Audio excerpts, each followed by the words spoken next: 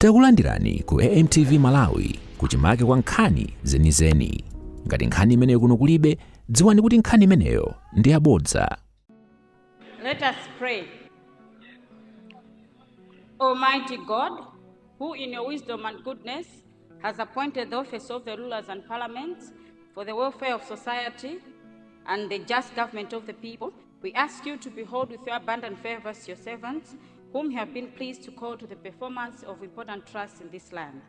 Let your blessings descend upon us here assembled, and grant that we may treat and consider all matters that shall come under deliberation in so just and faithful a manner as to promote your honor and glory, and to advance the peace, prosperity, and welfare of this country and of those whose interests you have committed to our charge. Amen.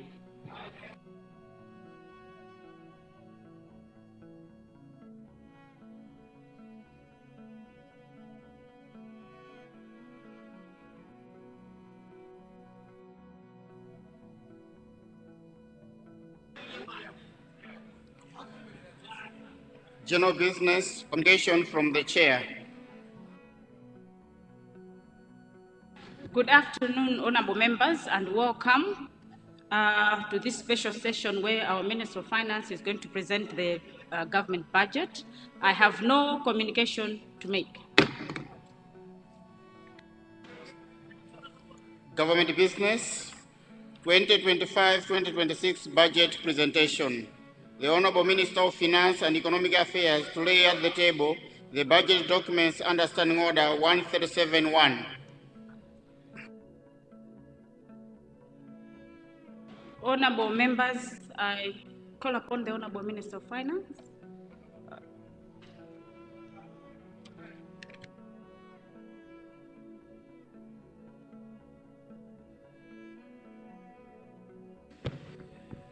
Madam Speaker, good afternoon. Madam Speaker, I beg to move that I present the papers standing on my name under item 3131 of the order paper.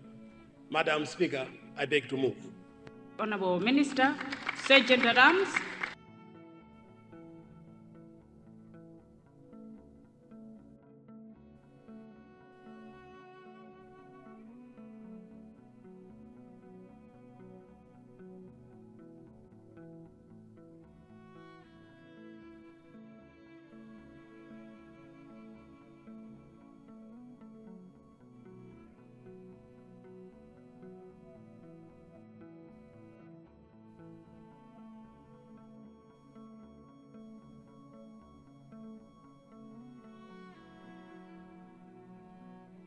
Honorable Minister of Finance.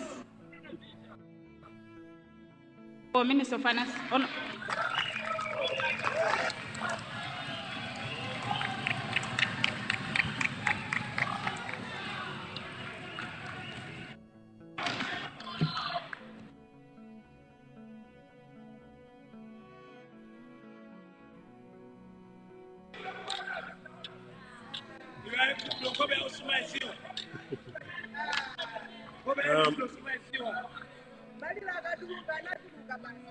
Madam Speaker, as I said, good afternoon.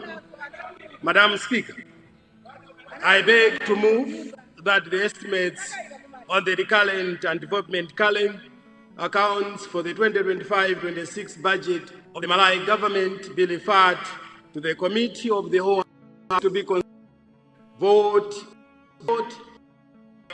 be approved and adopted. Speaker, in line with the requirement of Section 33, subsection of the Finance Management Act of 2022, I am mandated to present before this very august House a statement of government and expenditure for the next fiscal year. Madam Speaker, let me take this opportunity to thank the President, Dr. Makikathi Chagwera, President of the Republic of Malawi, for his visionary leadership in managing the country through the turbulent economic times. I would also like to thank my fellow cabinet ministers, honorable members of this august House, various MDAs, the private sector, non-governmental organizations, the faith-based organizations, civil society organizations, the academia, national development partners, the youth and the general public for their support and contributions during the pre-budget consultations that my ministry conducted across the country. Madam Speaker, Madam, I stand before you today and this at a time when the country is facing setbacks. Since the country is in office in 2020, it has been navigating through various economic turbulences. As such, the economic landscape, Madam Speaker, has not evolved as anticipated, with persistent pressure on key indicators such as economic growth, exchange rates, inflation, and structural shifts in trade and production. Madam Speaker, Madam, the COVID-19 pandemic and the Ukraine geographical conflict affected global, regional, and domestic economic performance. Globally, Madam Speaker, according to the January 2025 World Economic Outlook, the economy is projected to grow at 3.3% in both 2025 and 2026 within the region.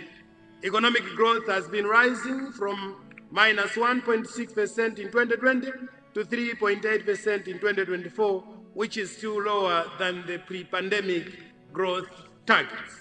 Madam Speaker, the domestic performance is a reflection of the global economic trends.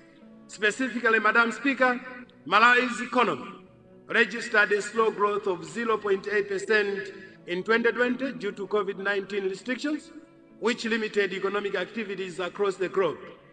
Economic growth, Madam Speaker, started recovering in 2021 with a growth of 4.6% before dropping again to 0.9% in 2022.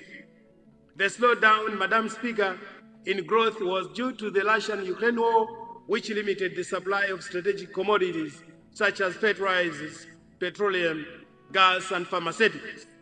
Madam Speaker, in addition to Cyclone Anna, caused the destruction of Kapchira Power Station, which significantly reduced the power supply required for sectoral growth in industries, service sector, and so many SMEs with a heavy dependence on steady power supply.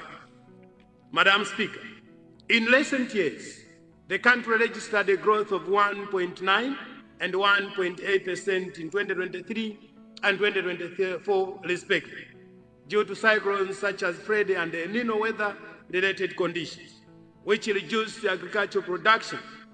The government therefore remains hopeful that the economy will grow at 3.2% in 2025, owing to the continued good rainfall and positive contributions from expected high investments in agriculture, tourism, and mining sectors. Madam Speaker, Madam, the slowdown in growth resulted in trade imbalances, which led to the misalignment between the Malawi kwacha and major trading currencies. This, Madam Speaker, resulted in the government taking a painful decision to realign the kwacha by 25% in May 2022 and 44% in November 2023. Despite these collective measures, Madam Speaker, the government is saddened by the behavior of unpatriotic Malawians who are trading the dollar at a higher than official exchange rate, thereby fueling speculative behavior in an official market for foreign currency. Madam Speaker, Madam, it is this unscrupulous conduct, plus the other economic challenges that I have highlighted above, that are leading to the current high cost of living. This far, Madam Speaker, annual coverage inflation has moved from 28.8% in 2023 to 32.3% in 2024. However, Madam Speaker, the performance in commodity prices is expected to ease in the short to medium term, with an annual average inflation projected at 24% in 2025, owing to the planned significant investments in productive sectors of the economy, which I will outline in details later. Monetary policy. Madam Speaker, Madam, the government is implementing monetary policies that are complemented by fiscal measures to contain inflationary pressures. In this regard, Madam Speaker, the Reserve Bank of Malawi maintained the policy rate at 26% in January 2025. The RBM will continue to monitor economic developments and manage their impact on the prices of goods and services. However, Madam Speaker, the Reserve Bank is working with commercial banks to duly bound to complement demand management approach with the incentive approach to allow private sector to produce and export. Foreign exchange reserves. Madam Speaker, to this date, the imbalances in foreign exchange reserves remain significant. However, the economy's foreign exchange reserves showed improvement between December 2024 and January 2025.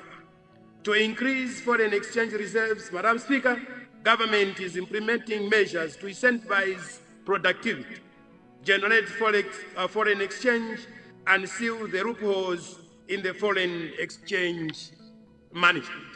Madam Speaker, government is also working with various stakeholders to implement financial sector reforms and provide incentives for the real sector. With these measures, Madam Speaker, I wish to assure this August House that the economy's official reserves are expected to improve over the short to medium term.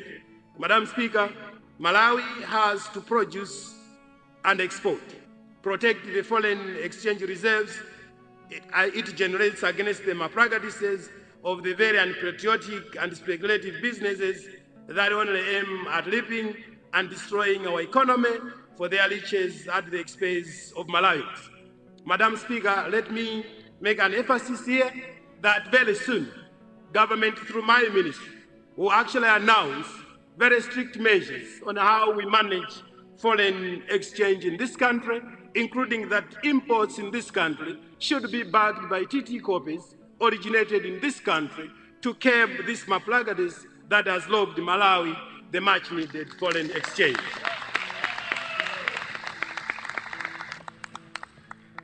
Madam Speaker, total public debt stock and management. Madam Speaker, as of September 2024, public debt stood at 16.19 trillion, representing 86.4% of the GDP, which is a total external debt reached 7.39 trillion, while domestic, let me take this one again, Madam Speaker. As of September 2024, public debt stood at 16.19 trillion, representing 86.4% of our GDP, of which a total external debt reached 7.39 trillion, while domestic debt amounted to 8.79 trillion.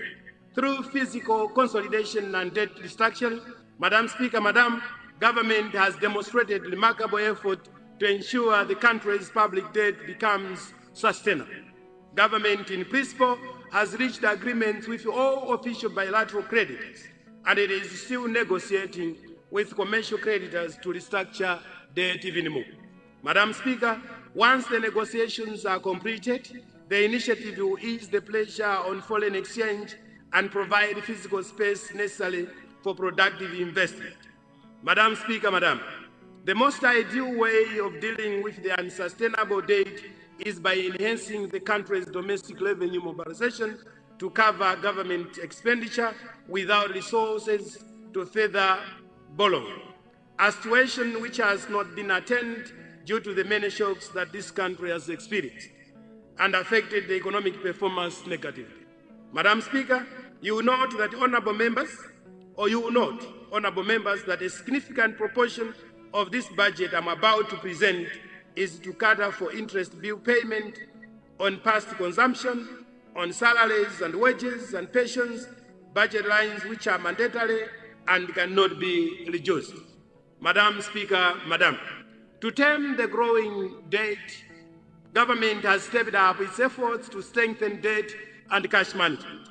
Government has therefore and will continue to contract concessional loans, targeting borrowing to fund projects in the priority sectors, particularly leveraging on alternative and innovative financing.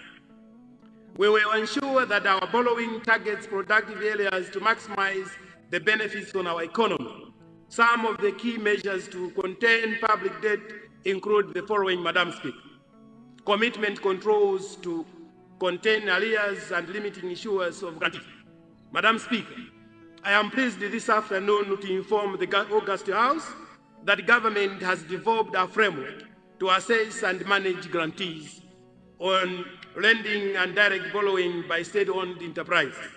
Honourable members might wish to note, Madam Speaker, that in the 2024-25 financial year, government has not contracted any non-concessional external loan and it has not issued any sovereign guarantees. To achieve this diversification of resource mobilization for financing sustainable national development, Madam Speaker, government has developed the Integrated National Finance Framework, an architecture that provides innovative ways of engaging both public and private sector at domestic and international level. Economic stabilization measures. Madam Speaker, in addressing the key economic challenges that have affected our economy, which are price instability and foreign exchange scarcity, government is therefore implementing the following structural reforms. Number one, Madam Speaker, is price stability. On price stability, the following have been lined up, Madam Speaker. Number one, develop a comprehensive price stabilization policy with input from the private sector and consumer protection bodies. Madam Speaker, you remember when the President came here during the presidential question time, he did instruct Minister of Trade and my ministry to work on price stability. I would like to assure this August House that my ministry and line ministries are working tirelessly on making sure that this country achieves price stability. Number two, Madam Speaker, strengthen the national supply chain for essential commodities through strategic reserves and supply agreements. And number three, ensure adequate maize supply on the market, including the importation of maize from neighboring countries as a pledged supply before the imminent harvesting season. Foreign exchange availability. Madam Speaker, on this one, number one is that we are establishing sustainable sources of generating foreign exchange that includes direct participation of the banking sector to work with the private sector companies with export potential and diversification of bank loans to productive and growth potential sectors of the economy. Number two, Madam Speaker, establish a national anti-forex crime unit to tackle parallel market activities and ensure compliance with forex regulations. The unit, Madam Speaker, shall also be responsible for combating illegal exportation of the country's minerals and agricultural produce. Madam Speaker, we are also going to continue working with the Inspector General of Malawi Police to deploy physical and CID police officers and all intelligence institutions to raid places suspected to be dealing in illegal forex trade. It is therefore my plea, Madam Speaker, to the general public and to this House to comply with their work and report any suspicious activities for the good of our country. We are going to develop a comprehensive export diversification strategy, including value-added sectors and digital trade promotion. We will strengthen legal frameworks to empower the Ministry of Trade in key commodity sectors and improve export data transparency. We are going to implement measures that will prioritize manufacturing sector for value addition, employment generation, and exportation by, among others, incentivizing production, jealously guard our foreign exchange, and sealing all the loopholes in foreign exchange management. Diversify the economy to focus on production through agriculture, tourism, mining, and manufacturing. And we are also going to intensify efforts to curb smuggling in the informal mining sector. We are going to operationalize the Malawi Mining Company and the Malawi Development Corporation Holdings Limited.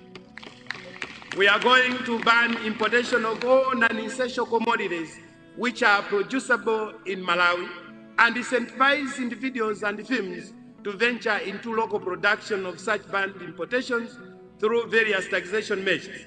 Government has also embarked on discussions with international investors in Malawi and all big companies to develop backward linkages with our SME sector for their raw materials and inputs requirement, thereby creating off-take markets to our SMEs and preserve the much-needed forex.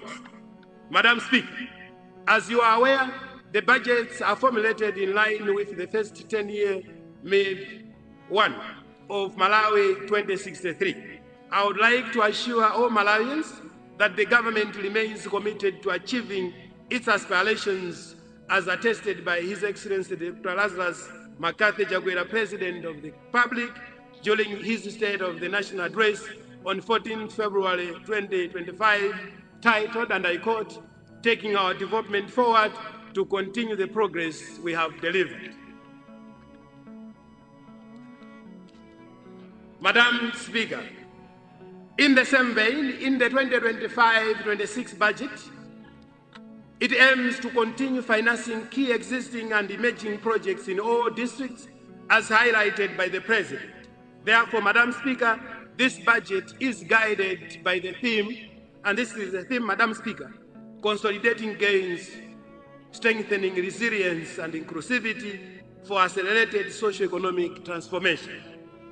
As we continue with the recovery process, Madam Speaker, it is with determination and hope that today I present to you a budget that aims not just to stabilize our economy, but to revitalize it by focusing on our key product or productive sectors of agriculture, tourism, mining, and manufacturing.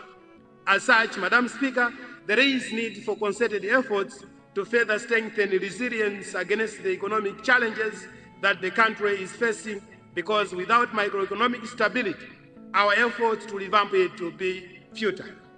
Investments in key productive sectors. Madam Speaker, along with the macro stabilization process, government is revamping the economy through strategic investments in productive sectors such as agriculture, tourism, manufacturing, and mining.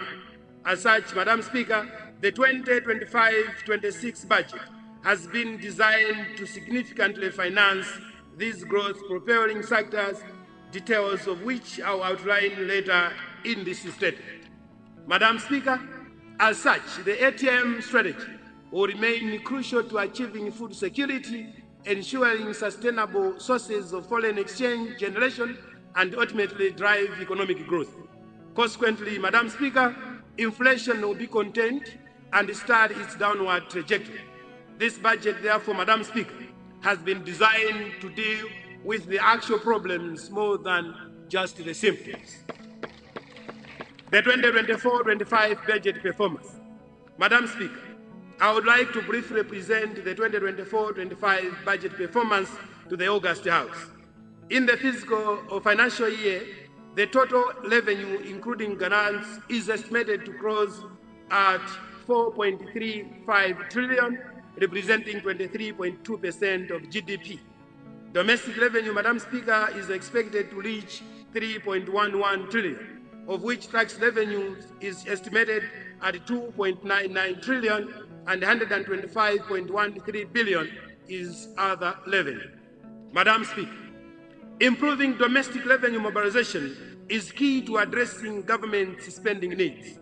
The government continues to focus on broadening the tax base, improving tax compliance, improving the perception of the tax system, strengthening the institutional capacity for revenue mobilization, and improving non-tax revenue collection as it implements the domestic revenue mobilization strategy.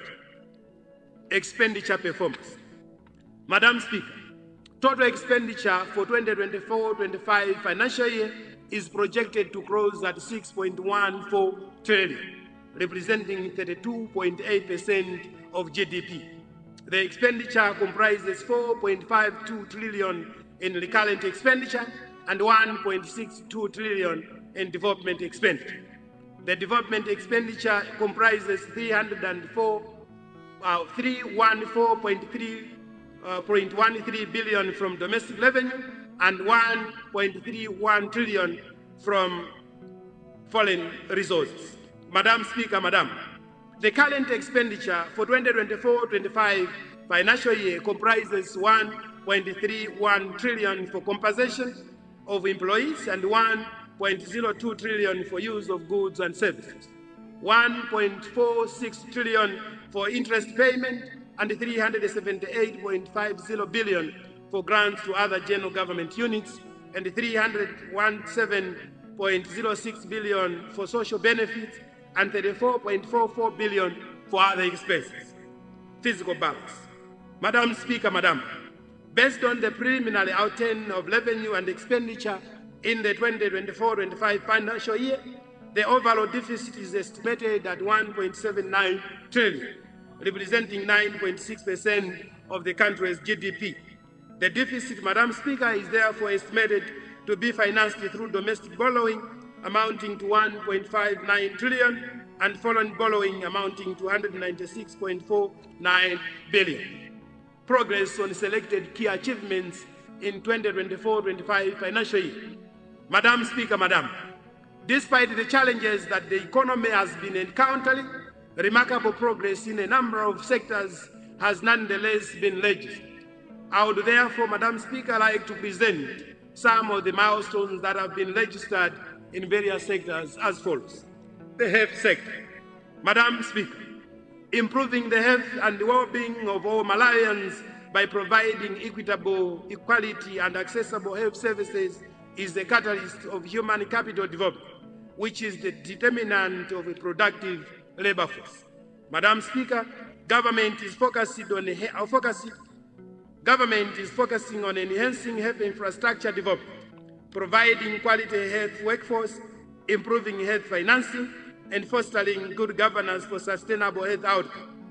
The government has, among other vital milestones. Number one, constructed radiotherapy bunkers for the National Cancer Center, and 2 machines have already been installed and commissioned. We have commenced the construction of superstructures at Imponera Community Health, which is at an advanced stage. Madam Speaker, we have also we are doing the construction of Domas Community Hospital Phase 1, and this has been completed. Madam Speaker, as a way of accelerating the decentralization process, the government deployed the direct facility financing arrangement, which was first piloted in Lumpi from 2022 to 2023, and it is scaling up to 13 other districts in 2025 to 2026. And Madam Speaker, these are the following, the districts: Chitipa, Nkhotakota, Kasungu, Nchisi, Lilongwe, Salima, Dedza, Machinga, Blantyre, Chikwawa, Nsanje, Balaka, and Mangochi. Agriculture sector. Madam Speaker, in the agriculture sector, the government's priority is investing in irrigation infrastructure and mega farms across the country as a way of expanding our export base. And some of the initiatives that have been undertaken include the following, Madam Speaker. Number one, construction of the Shile Valley Transformation Irrigation Project Phase 1, which is now at 98%. Construction of Vitale Irrigation Scheme. Delivered 23,000 metric tons of maize to ADMAC and NFA under the Mega Farms program. Exported 3,500 metric tons of beans under the Meta-Meg Farm. A rehabilitation of 1,625 hectares of Rimpansa, Kanjeza, Salankungu, Muona, Masenjere, and Nambuma irrigation schemes. Local manufacturing of agricultural mechanization equipment such as handheld tractor, planter, harvester, and maize share under the Malawi University of Business and Applied Science project. Madam Speaker, let me repeat on this one. We have been able to produce agricultural mechanization equipment right here in Malawi. The handheld tractor, the planter, the harvester, the maize sheller, all these have been done by the Malawi University of Business and Applied Science. Madam Speaker, we have also registered customary land parcels using the land information management systems with over 60,000 parcels from Chikwawa, Msanje, Machinga, Kasungu, Godagoda, Palombe, Nkatabe, Lumhi, Chitipa, Kalonga, and Zomba districts. Madam Speaker, the government continued to implement the Affordable Inputs Program, AIP, in the 2024-25 farming season with a budget of 1.61 billion. As of 24th January 2025, the government had distributed 3,771.2 metric tons of seed, 22,644 metric tons of NPK, and 23,704.9 metric tons of urea fertilizers. Madam Speaker, as part of government's efforts to promote food security, reducing hunger and strengthening Malawi's food security, the National Economic Empowerment Fund, NIF, has been actively supporting smallholder farmers through the Farm Input Loan Program, FRIP.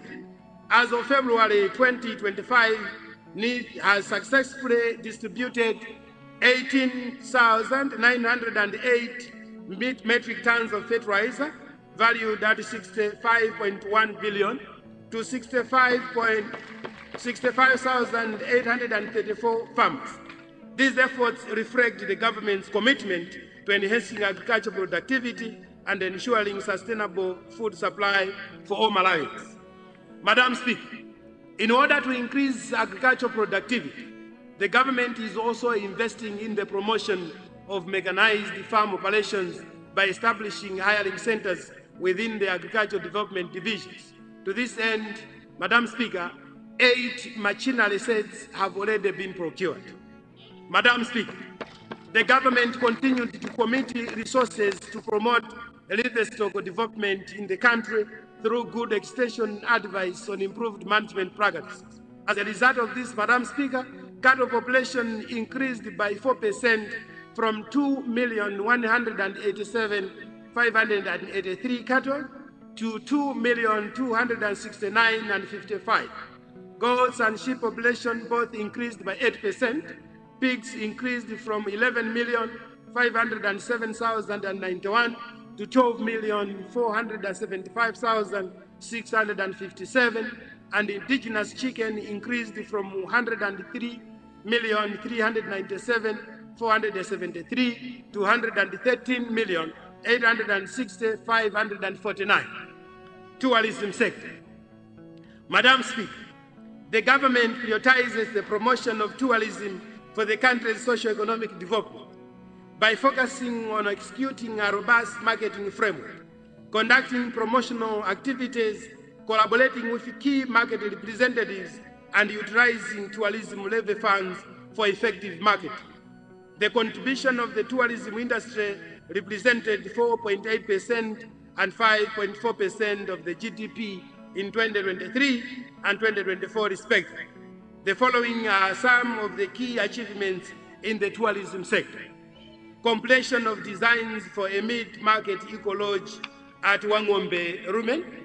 Construction of the Mulanje Porters Race Sports under the Malawi Gaming and Lotteries Authority is underway, and signing of a contract for the development and management of an eco-friendly picnic site at Domwe Island with a budget of $60,000.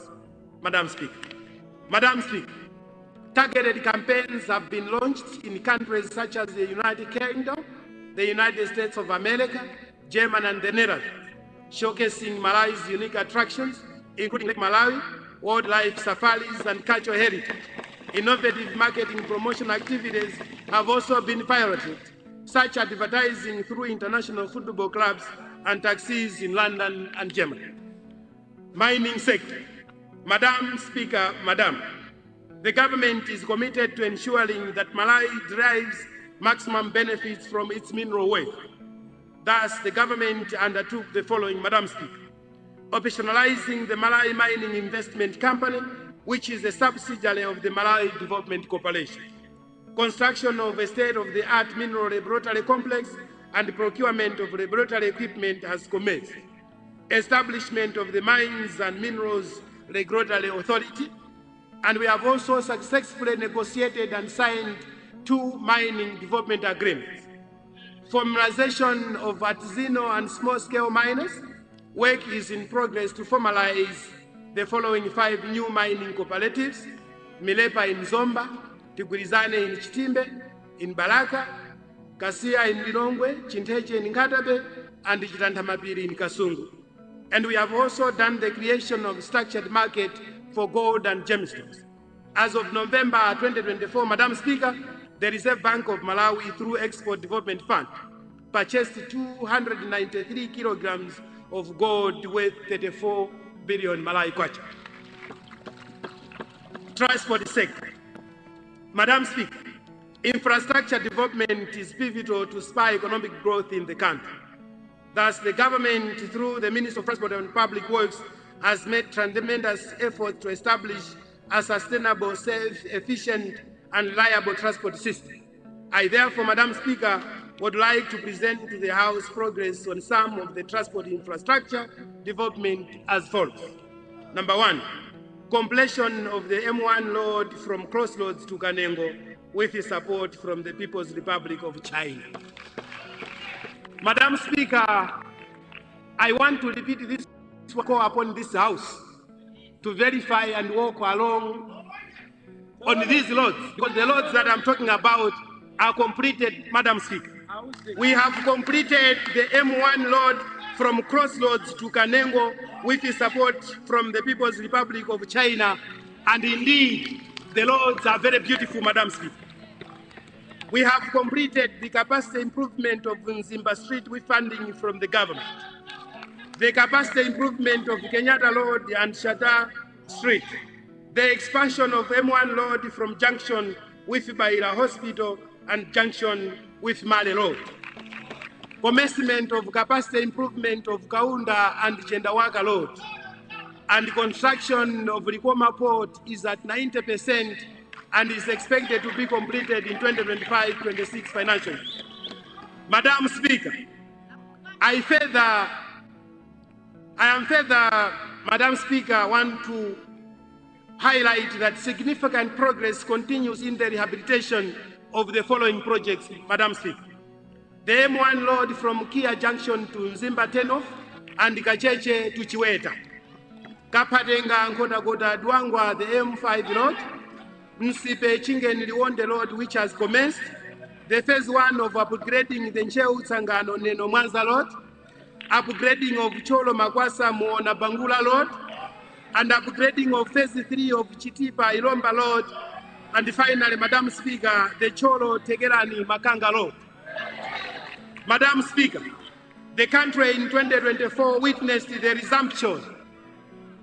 Madam Speaker, I would like to draw your attention, Madam Speaker, on this one.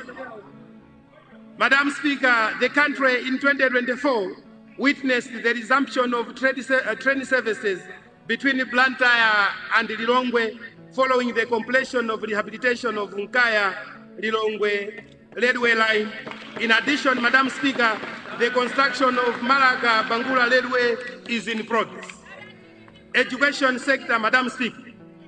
Madam Speaker, the government recognizes the role played by the education sector as an enabler of socio-economic transformation of this administration. Since 2020, Madam Speaker, the government has focused on promoting equitable access to education, improving quality and enhancing governance and management of the education sector. Madam Speaker, under the basic education, the following are the major achievements. Number one, commenced the construction works of 2,170 classrooms in 1,085 primary schools. Procured 116,066 tablets under Building Education Foundation through innovations and technology. Provided additional 34,000 kaya to the existing rural allowance scheme to 12,000 primary school teachers in 1,537 hard-to-reach schools. Procured and distributed 390,000 textbooks to senior primary schools. Madam Speaker, with support from development partners, government rolled out the National Mathematics Curriculum Reforms Program for Standards 1 and 2 in all primary schools across the country. Government also supplied 2 million learners workbooks and trained 30,000 teachers and 730 specialist teachers to implement the program. Madam Speaker, the government, in collaboration with World Bank, has constructed 668 classrooms in 334 primary schools across the country. Madam Speaker, under the secondary education, government has completed expansion works of 35 CDSSs under the World Bank Equals project. We have constructed 59 cost-effective classroom blocks under the World Bank Equals project. We have trained 1,432 secondary school head teachers and deputies on school management and instructional leadership. We have procured 328,177 textbooks, 1,895 computers, and 27,100 desks for secondary schools across the country. We have expanded access to visual science laboratories in 55 community-day secondary schools. We have introduced coding innovation laboratories in 9 secondary schools under the Malawi Girls Can Code project in partnership with UN Women. We have also constructed 75 smart ICT laboratories in CDSs and completed the designs for the construction of 6 secondary schools of excellence. Madam Speaker, under the higher and tertiary education, the government has done the following. We have increased the students' upkeep loans from 350,000 to 560,000 and the number of loan beneficiaries. Madam Speaker, let me repeat on this one. This government of Dr. Lazarus McCarthy Chakwera has increased the students' upkeep loans from 350,000 to 560,000. Madam Speaker, not only that, the government of Dr. Lazarus McCarthy Chakwera has also increased the loan beneficiaries from 26,000 in 2023 to 31,000 just last year. Madam Speaker, we continued with the construction of the University Administration Complex. We have completed the construction of the University Innovation Port at the Malawi University of Business and Applied Sciences, and this was commissioned by His Excellency the President. And also, Madam Speaker, we have constructed the Confucius Institute of the Kamuzu Institute of Health Sciences, Lilongwe campus, with support from the government of China. Madam Speaker, in order to increase access to tertiary education, government with financial support from the World Bank under the Skills for Vibrant Economy project registered the following achievement. Commenced the construction of 3 lecture theaters at Mast, construction of a teaching complex hosting 4 classrooms, 2 science labs, an open and distance e-learning space at Kuhes, Lilongwe campus site has also started, and construction of the new administration block and classroom blocks at UNIMA. Water and sanitation. Madam Speaker, recognizing the catalytic role that water and sanitation play in the socio-economic development of our country and the need for every Malawian to have access to safe water and improved sanitation services, the government is implementing the following water supply projects. Malawi Watershed Services improvement amounting to $160 million, which will cover parts of Cheu, Neno, Blantyre, Machinga, Mango, Chizomba, and Baraka. Solar-powered water supply schemes, including solar-powered boreholes and irrigation schemes through the Malawi Resilience and Disaster Risk Management Project. Solar-powered groundwater supply systems projects in all 193 constituencies, targeting 579,000 households.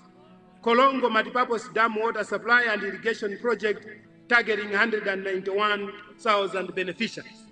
Salima water supply project, Kalonga town supply project, Northern Region Water Board water efficiency project, with the project having commenced in Nzuzu and Ikwendeni. Government reforms program. Madam Speaker, allow me to update the August House on the progress of implementing various public sector reforms undertaken to improve the effectiveness and efficiency of service delivery.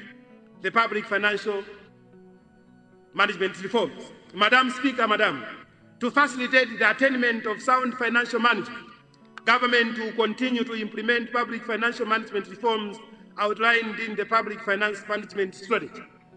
Madam Speaker, to enhance revenue generation, government has completed the development of an automated stamp and estate duty system in the Department of Registrar General. Madam Speaker, government through the Public Procurement and Disposal of Assets Authority will embark on the rollout of electronic procurement system commencing March 2025, and electronic procurement to streamline procurement processes to achieve transparency and efficiency in procurement, and the electronic procurement system, Madam Speaker, will further assist government to curb corruption related to procurement in the public service. Madam Speaker, government is developing a new beneficial ownership module on the Malawi business legislation system, which will be fully interfaced with the Malawi National Electronic Procurement System.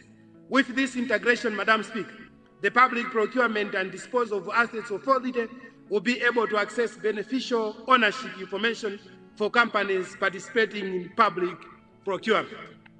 State-owned enterprises performance.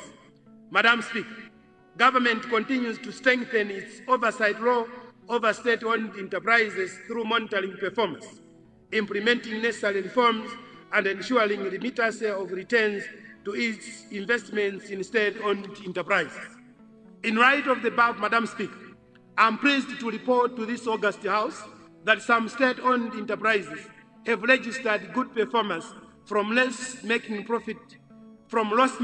to profit-making, with some remitting dividends to government, which amounted to over 13.5 billion in 2025 financial year.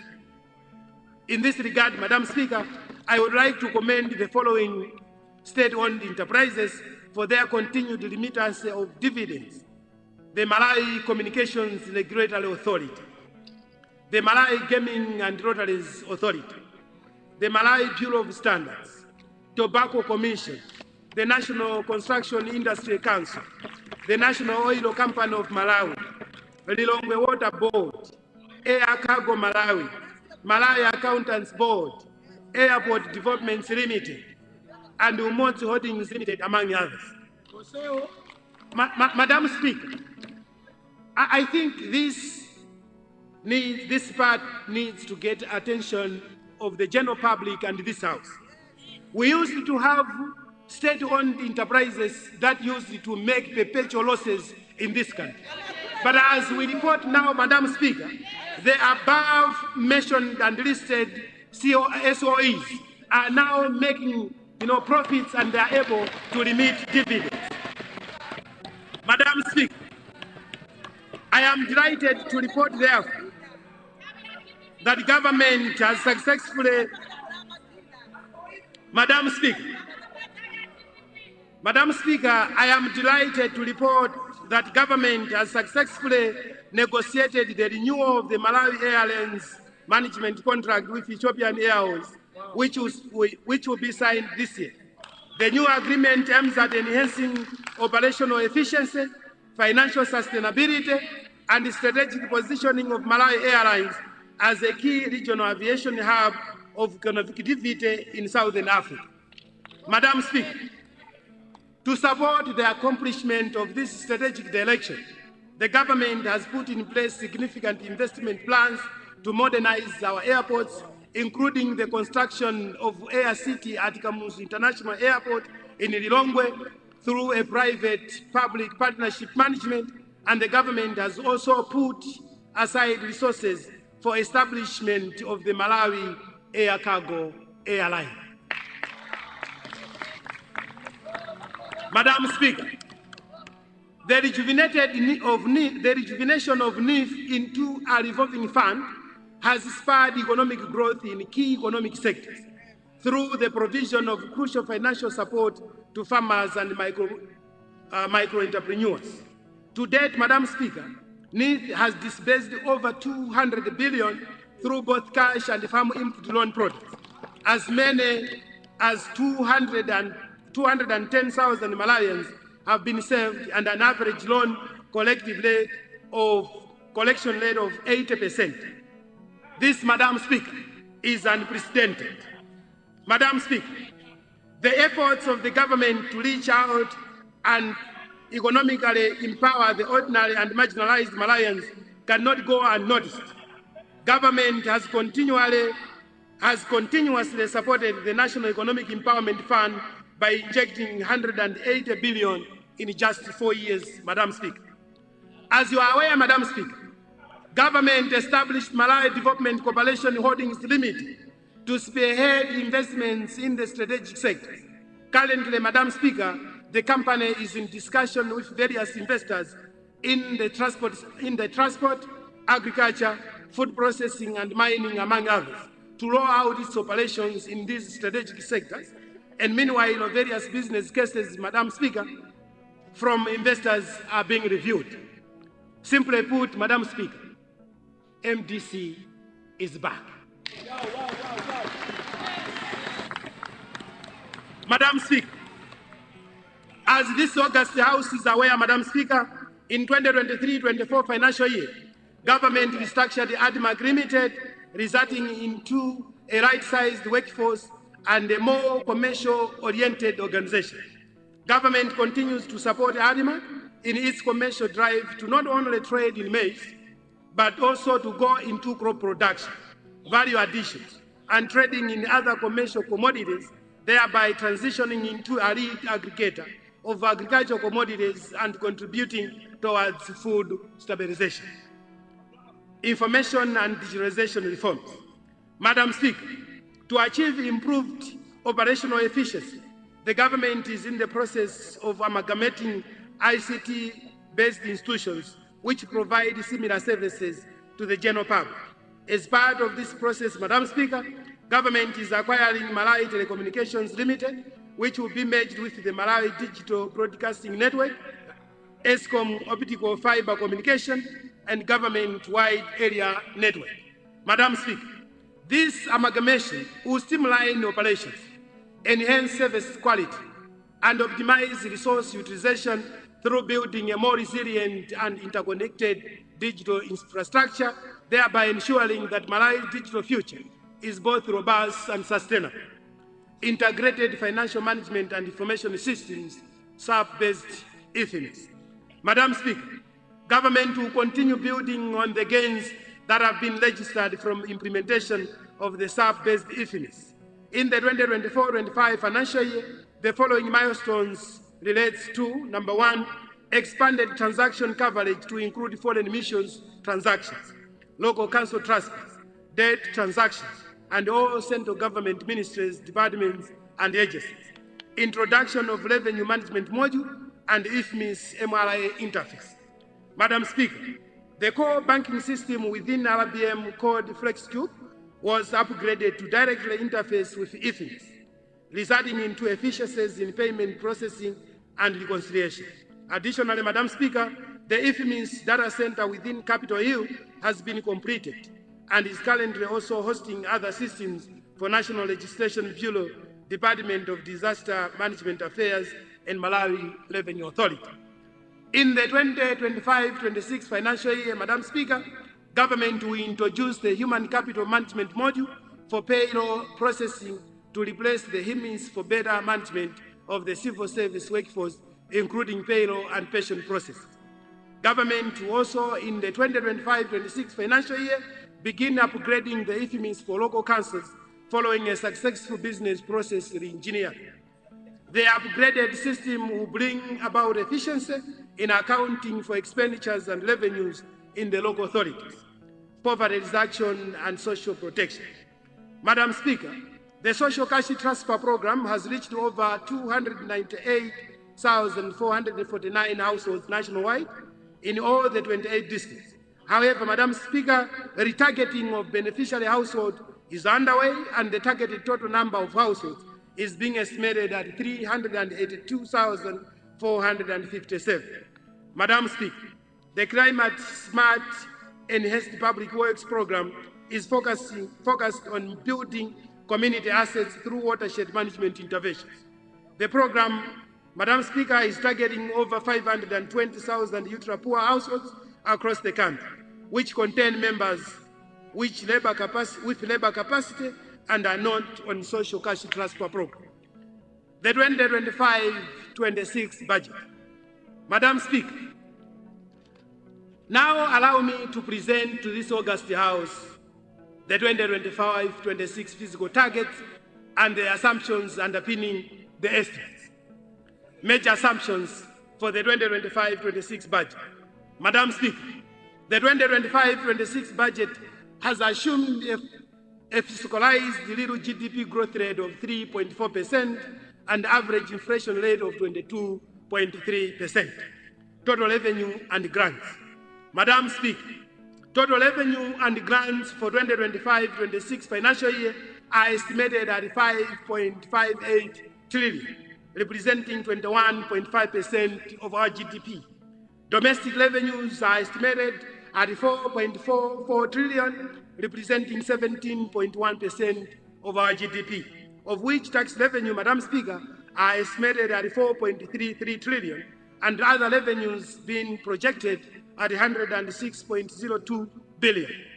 Madam Speaker, grants are estimated at 1.14 trillion, of which 1.10 trillion will come from international organizations and 86.36 billion from foreign governments.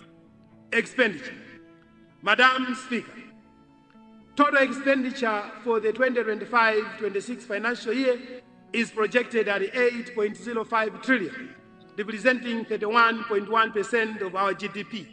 Of the total expenditure, recurrent expenses are estimated at 6.04 trillion, representing 23.3%, and GDP of our GDP and 75.0% of our total expenditure. Madam Speaker, development expenditure for the 2025-26 financial year is estimated at 2.01 trillion, of which 1.44 trillion is for foreign finance projects and 578.60 billion is for domestic financed projects. Financial or physical balance and financing. Madam Speaker, the 2025-26 financial year's overall balance is estimated at a deficit of 2.47 trillion, which is 9.5% of our GDP. This deficit, Madam Speaker, will be financed through domestic borrowing amounting to 2.33 trillion, representing 9.0% of our GDP and 145.78 billion of foreign borrowing. Highlights of the 2025-26 budget. Usaiwala kupanga subscribe ku channel ya AMTV Malawi.